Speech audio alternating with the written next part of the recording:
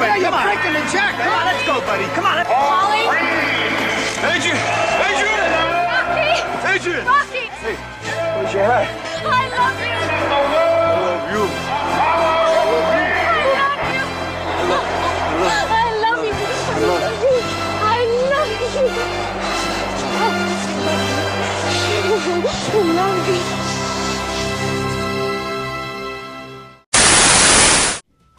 Long ago, movies used to be portrayed by masculinity and femininity in traditional ways, but in today's society, these gender roles have been completely thrown out into the gutter.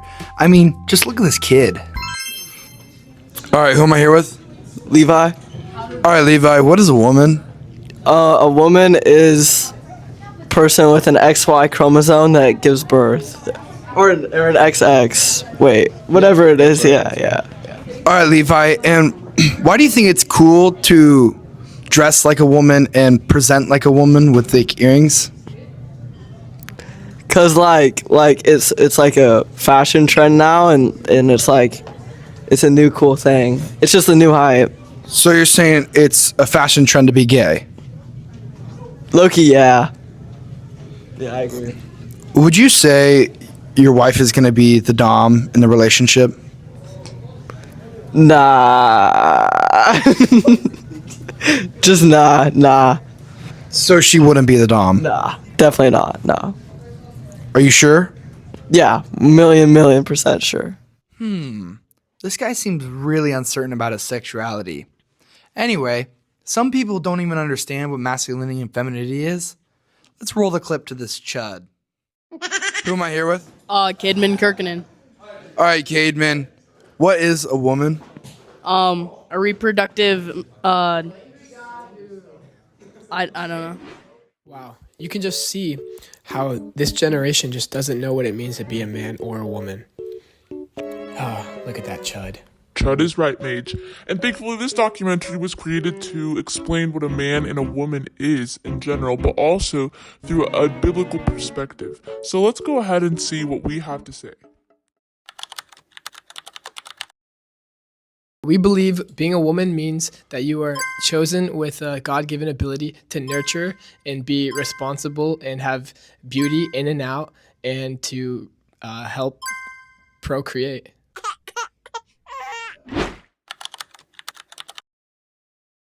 What do we think a man is?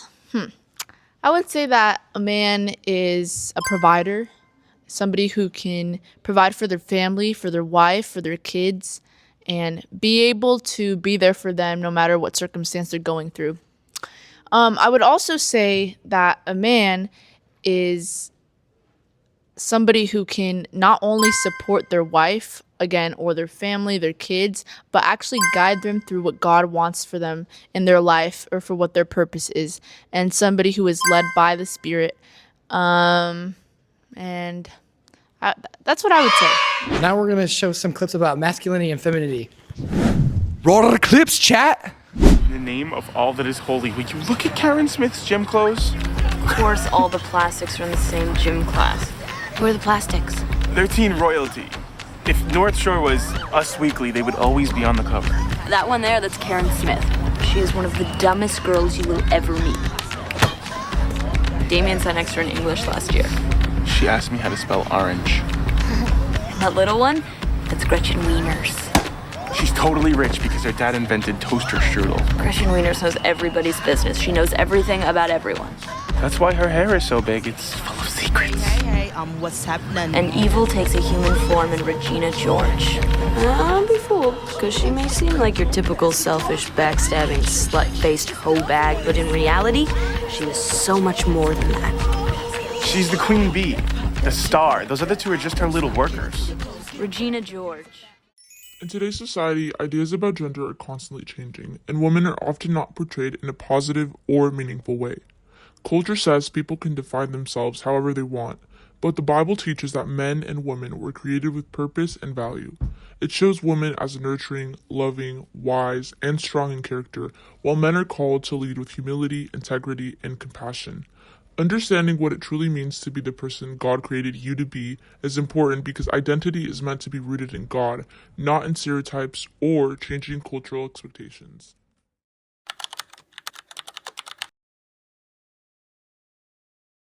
When God created mankind, he created first Adam. But funny enough, when you look at Genesis 1, the first narrative of how humanity is created, he calls Adam, he calls him humanity. The name Adam is connected to both the dirt, where mankind came from, but he also speaks of humanity. It's almost like in God's mind, he was creating the first man, but already thinking on the family. So in God's mind, the community is already in his mind from day one. But he doesn't create a woman first. He creates a man first. He creates the man, and that has nothing to do with importance, by the way. It has to do with, even if you look at God himself in the Trinity, there is a Godhead. All the members of the Trinity in the Christian theology, they are all equal in nature. It is God the Father, God the Son, and God the Holy Spirit. Nobody, the Father is not more powerful than the Son. Yet there is a hierarchy within the Trinity, and it has nothing to do with importance. It has to do with role and who is proceeding forth from the, there is an aspect of that. It seems it is that way because God is organized. There is an aspect of organization, and there is an aspect of complementing each other in mankind, right? So when you look at mankind, God creates the man, and he gives the man a job that is impossible for him to fulfill by himself. Go be fruitful, multiply. How are you going to be fruitful, multiply by yourself? Doesn't make any sense. Now you're going to go subdue the earth. You're going to go create culture. How can you create culture with one dude? How do you do it? And then Genesis 2, it says that God, from Adam's rib, he creates Eve. And the way that Eve is created, the qualification, like not qualification, but she is called a suitable helper. That word suitable helper is the word ezer, right? It's ezer, and then there's another word for in Hebrew there. But the suitable helper is this idea of one that is different than him, but at his stature, so equal in importance, yet different in role, that comes to complement. Suitable helper. So men and women, they are different. Look at the biology of the human body. If anybody says that a man and a woman are the same, I'm sorry, but it's a little crazy. Yeah. Men have a whole mechanism. I mean, when we die, if you look at the bones you can look at the bones and say that was a male. Look at the bones, that's a female. In the human body is different. Men cannot get pregnant. Woman can get pregnant. Let's start with that. So biology, different. Absolutely a difference, right? In terms of emotions, men can be, there are men that they can be very sensitive to. Dude, I'm more emotional. I cry, easy. However, there is a way that it seems that men seems to be more task oriented and vision oriented and project oriented and than relational. Women has this ability to create a nest in the family. It's that way in every society. It has always been that way. Back in the day, the man is going out to hunt, to do whatever, and the woman is taking care of the nest. Why? Because women just are better at relationships than guys. I'm not saying that men cannot be good at relationships. That's not what I'm saying at all. I'm just saying that when you look at a spectrum, there's something nourishing about a woman that a guy can never emulate. Like, I have a little daughter. Like, I'm a nurturing father, but I will never get even close to my wife. It's totally different. Funny enough, across every culture, in every time in history, the difference between men and women was clear. If you go to this day, if you go to a tribe in the middle of Africa, and go ask somebody in the middle of a tribe in Africa if men and women are different. They're gonna laugh at you. It's an obvious thing. We only ask these questions in a society post-modern, post-feminism.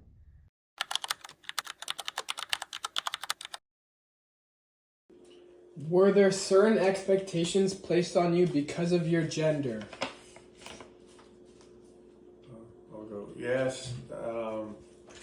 In my house, you had to do the boy things, taking out the garbage, picking up the dog poo, the stuff that guys usually do. My sisters did the things that the girls usually do. Folding clothes and dusting and a lot of the cleaning and stuff. So. Oh, men should be emotional too. You can't just be,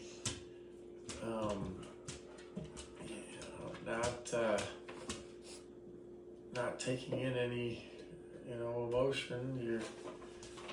What traits do you often associate with being a woman, Mom? Traits, what I would say is like just choosing feminine qualities such as like how you carry yourself, how you dress, how you take care of your home, how you take care of your family. All right, who am I here with today? Hey, I'm Zion. Senior West Side. All right, Zion. What is a woman? I mean, a woman is someone who embodies the, characteristics of femininity, and I would say, biologically has the, what is it? XX, sure, yeah. So, I mean, I just, biologically, you can't be anything else but the two.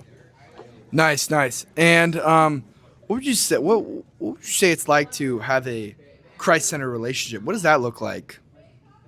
Well, I would say Christ-centered relationship. I mean, you read the Bible. It's man takes care, but that doesn't mean that the woman is subservient. They're equals, but they do different jobs.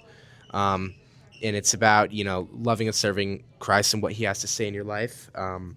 But yeah, they have different tasks for one another, different roles, but they're equal in doing them. Okay, and what would you do if you were gay?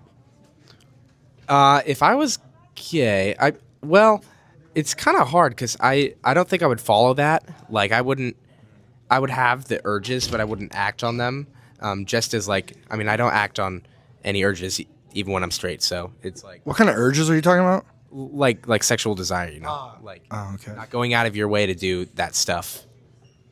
Thank you for your time, Zion. Sure. All right, who am I here with? Jossie Radford. All right, Jossie, what is a man? I think a man is defined with the XY chromosomes, just like biology, I guess. Yeah. And what does it mean to have Christian masculinity? I think in the Bible it really shows that a man is being the head of the household and spiritually being strong and leading his family. Like in my household, it's really evident that my dad leads us a lot with his job, providing for us spiritually and with money. And I think that as a man under God and believing in Him, He should be taking care of us and just leading us closer to God. Thank you. All right, who am I here with? Kyler Hildenbrand. All right, Kyler, what is a man? A man is born with XY chromosomes and gets the gene for hair loss.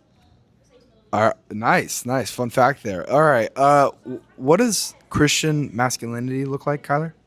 I would say carrying leadership in a godly manner and caring for the family and yeah. All right, perfect. Thank you. A perfect example of biblical masculinity in the literature we've read this senior year is Pino from Bass, and I believe that he perfectly embodies what it means to be a Christian man, because as a man you're gonna make mistakes, you're gonna have to deal with decisions you've made, and Pino had to overcome them on his own. He made a mistake and he didn't bring his life down for Anna. But as a man, or just as a person in general, a Christian, we make mistakes and we have to submit back to God. And that's a big thing of being a Christian, and that's what Jesus Christ taught us to do, is to lay our lives down for each other. And even though we make mistakes, God is the one who loves us. And so Pino, is still a man, although he messed up. And that's a perfect example. I feel like, especially in the society that we live now, women always have to, it feels as if women have to prove something to people around them. That could be men, that could be mentors, that could be a higher authority, but to prove that they're the best. at things they can, just because society has put women down in many areas, just as it's done to men, but specifically with women, it's kind of like, is a woman capable of doing so and so?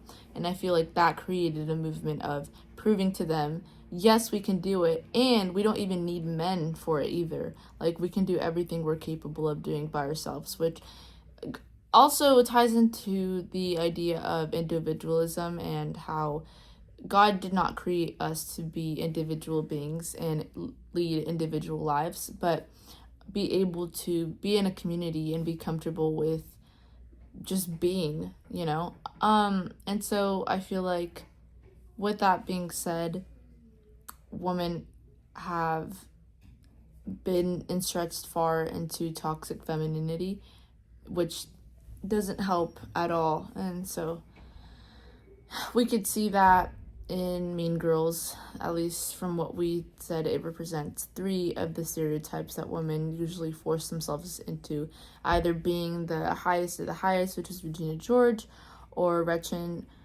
which was being an adorer of other girls, and the pretty but clueless other girl who just is pretty but doesn't know anything. So yeah.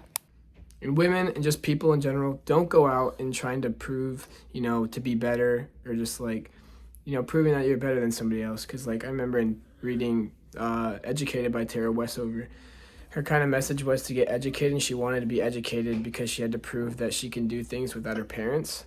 But also, as like a woman, she didn't have to become educated. She could have been loved, and you don't have to become somebody perfect to enter God's kingdom. He actually calls the least, the lost, all of the people that are broken. People that need Jesus aren't the ones that are, rich and happy and joyful and successful. They're actually the people that are broken. And when talking about femininity, you don't have to prove anything. You can just come who you are. If you have a good man, a good Christian man, he's going to love you for who you are. You don't have to prove through toxic femininity, And just for men, too, you don't have to prove that you're successful by having a hot smoking wife or a huge house. You should be, content with who you have and the people you love, and that's how you're invited into God's kingdom, is authenticity. Modern media often portrays masculinity and femininity through stereotypes connected to beauty, power, dominance, popularity, and status, while the Bible focuses more on character, humility, love, wisdom, and responsibility.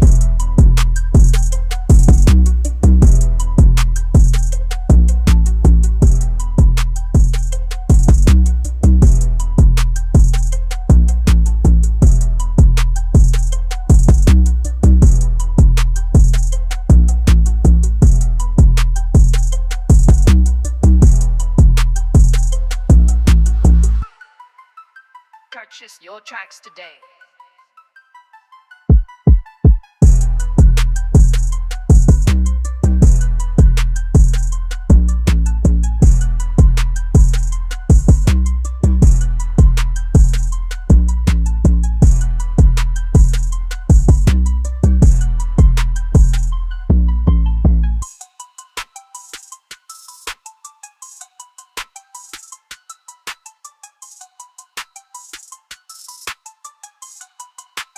Purchase your tracks today.